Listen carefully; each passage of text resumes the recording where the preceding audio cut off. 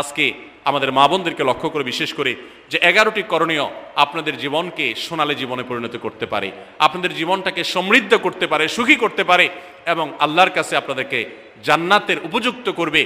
কিয়ামতের ময়দানে সুন্দর হাসি, সুখের হাসি, তৃপ্তির হাসি আপনাদেরকে হাসাবে ইনশাআল্লাহ। সেই 11টি নসিহা, সেই 11টি বিষয়ের প্রথমটি হলো কোরআন এবং হাদিসের জ্ঞান অর্জন করবেন। অনেক ভালো ভালো বই আছে কোরআন হাদিস ভিত্তিক, সেগুলো পড়বেন। দিন শিক্ষার যত আয়োজন আছে সেগুলোর সাথে সম্পৃক্ত হবেন। অনলাইনে অনেক কোর্স করা যায়, সেগুলোতে আপনি সম্পৃক্ত হতে পারেন। যেভাবে হোক আপনাকে কোরআন হাদিসের কথা জানতে হবে। আল্লাহ কি বলেছেন, রাসূল সাল্লাল্লাহু আলাইহি ওয়াসাল্লাম কি বলেছেন, মাসালা মাসাইল কখন কি করা উচিত, কোরআন হাদিসে কি বলা আছে, এগুলো জানতে হবে আপনাকে। যতটুকু সম্ভব জানার চেষ্টা করবেন। নাম্বার 2, 5 ওয়াক্ত নামাজ সঠিকভাবে আদায় করবেন, সময় মতো আদায় করবেন।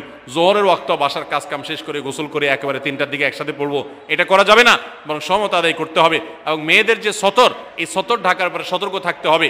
পুরো শরীর মুখমণ্ডল ছাড়া যেন ঢাকা থাকে, চুল, গলা, হাতের গোছা, কনুই, এগুলো যেন দেখা না যায়, খেয়াল রাখতে হবে। এবং নামাজ ধীরে ধীরে পড়তে হবে। অনেক মহিলা অনেক দ্রুততার সাথে নামাজ পড়েন, এবার পড়লে হবে না। নাম্বার 3, রমজানের রোজা ঠিক মতো রাখতে হবে, যথাযথভাবে রাখতে হবে। রোজা রেখে গীবত, শিকায়েত, মিথ্যা, গালমন্দ এগুলো করা যাবে না। নাম্বার 4, স্বামীর আনুগত্য করতে হবে। নিজের কাছে খারাপ লাগলেও একটু সবর করতে হবে, যতক্ষণ পর্যন্ত স্বামী ন্যায়সঙ্গত কথা বলে, অন্যায় কাজ করতে না বলে, গুনাহের কাজ করতে না বলে, ততক্ষণ পর্যন্ত তার কথা মানতে হবে।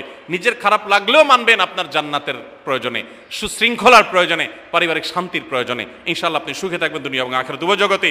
নাম্বার 5, নিজের ইজ্জত সম্ভ্রম হেফাজত করবেন। অনলাইনে অফলাইনে কারোর সাথে হারাম সম্পর্ক করবেন না, কোনো গায়ের মারাম পুরুষ সাথে অযথা যোগাযোগ করবেন না, চ্যাটিং করবেন না, এবং সোশ্যাল মিডিয়াতে হারাম জিনিস দেখা থেকে নিজের চোখকে হেফাজত করবেন, বাঁচিয়ে রাখবেন। নাম্বার 6, নিজের সন্তানদেরকে দিন শিখাবেন, তাদেরকে কোরআন হাদিস শিখাবেন, উত্তমভাবে লালন পালন করবেন, তাদেরকে নামাজ শিখাবেন, মেয়েদেরকে পর্দা শিখাবেন, তারা যেন চরিত্র হেফাজত করে সেই শিক্ষা তাদেরকে দিবেন। উপযুক্ত হওয়ার পর ছেলে মেয়েকে বিয়ে দিবেন, কোনোভাবে যেন হারাম সম্পর্কে না জড়ায় সেজন্য সাবধান থাকবেন। ভালো ফ্যামিলির সাথে তাদেরকে উঠা বসা করাবেন, ভালো শিক্ষা প্রতিষ্ঠানে দিবেন যেখানে দিলে তার ঈমান আমল হেফাজত থাকবে। নাম্বার 7, আল্লাহর শুকরিয়া আদায় করবেন, বান্দারও শুকরিয়া আদায় করবেন। আল্লাহ যা দিয়েছেন, যতটুকু আছে স্বামীর সংসারে, আলহামদুলিল্লাহ বলতে শিখবেন, আল্লাহ তাআলা বাড়াই দিবেন ইনশাআল্লাহ। নাফরমানি, নাশুকরি করবেন না, তাহলে আপনি নিজেই ক্ষতিগ্রস্ত হবেন, কষ্টের মধ্যে থাকবেন।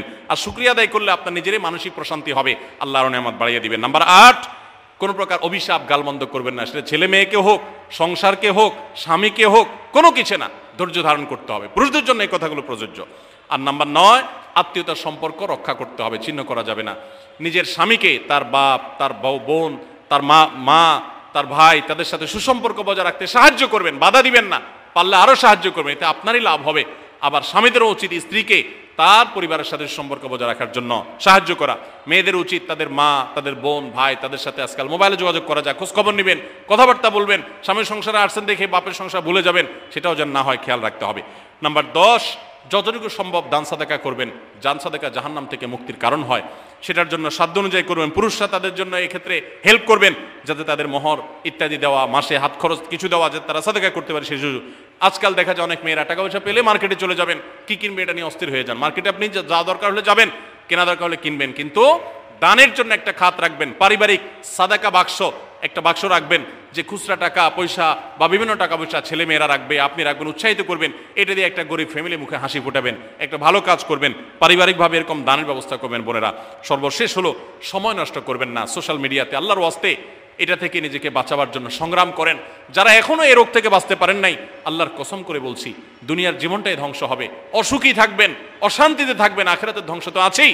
অতএব ফেসবুক, ইউটিউব, এটা যদি আপনাকে দেখতে হয়, খারাপ কিছু যেন না আসে সেভাবে ফিল্টার করে নেবেন, এবং নিয়ন্ত্রিত নির্দিষ্ট সময়ের বেশি দেখবেন না। 10 মিনিট, সকাল, দুপুর, রাত, এর বেশি বিকাল, আমি এর বেশি দেখবো না। ঘন্টায় ঘন্টা টিপবেন না। অনেক মহিলা আছে, স্বামীকে সময় দেওয়ার সুযোগ নাই, সন্তানের দিকে তাকাবার সুযোগ নাই, উনি টেলিভিশন এবং মোবাইলে আসক্ত, এবং এটা আমাদের সমাজকে ধ্বংস করে দিচ্ছে। নিজের ক্ষতি নিজে করছেন, নিজের পায়ে কুঠারাঘাত করছেন। আল্লাহ তাআলা আমাদের সবাইকে এসব বিষয়গুলোকে মেনে চলে, এই 11টা পয়েন্টকে মেনে চলে আমাদের মা বোনদের জীবনকে সমৃদ্ধ করার তৌফিক দান করুন। আমাদের সবাইকে আল্লাহ তাআলা আমল করার তৌফিক দান করুন। জাযাক